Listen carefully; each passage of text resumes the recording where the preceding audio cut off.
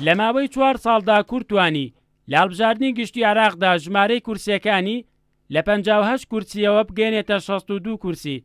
بەمەش هەنگاوێکی گرنگ لە پرۆسەی سیاسی عێراقدا چووە پێشەوە.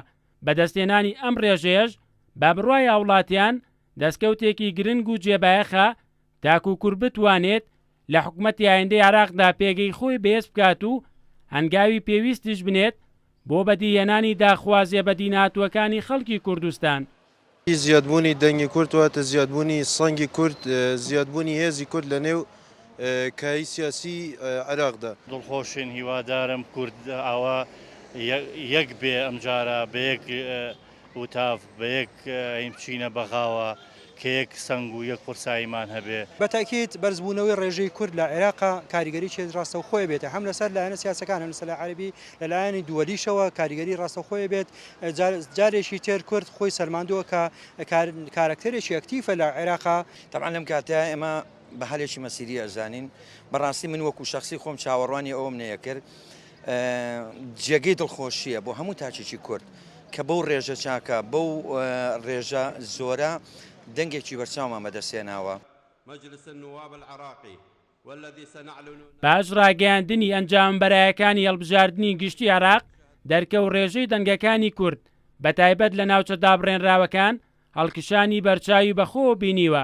ئەمەش بە بڕای هاوڵاتیان ڕۆڵێکی گرنگ دەبینێت تاکو سیاسەکانی کورد پێداگیری زیاتر لەسەر گەڕانەوەی ئەو ناوچانە بکەن بۆ سەر نەخشەی هەرێمی کوردستان. بە چاڕوانی ئەوژەکرا کە کوردەم سەوتە بێنێ وەی شەڵا لە داهاتووە ئەبێ ئیش زیاتر لەسەر ناوچە دابڕاوەکان بکرێ لەبەرەوەی بەو ڕێژەیەکانیمانە لە 58 کورسی ێستا بۆ 62 کورسی. من بە هیوام لەم هەڵبژارنەیەوە بەم دەنگە زیادەوە کە کورد بەدەستی هێناوە بتوان پێگەیەکی زیاتر و هێزێکی زیاتر خۆتێکی زیاتریان هەبێت لە پەرلەمانی نوێی عێراقدا. تا بڵێ دڵم خۆشە ئێساکە کورسیەکانی کورد لە بەغدا زیایە کردووە بۆ مستەقبەلی کورد زۆر باش. من دڵخۆشمەوە کەوا کوردەی داکردو و کورسی دیاکە لە پەرلەمانی بەغاو. زۆر خۆشحاڵم بۆی کە کورد دەنگێکی زۆری هێناوە لەم هەڵبژاردنانەیە.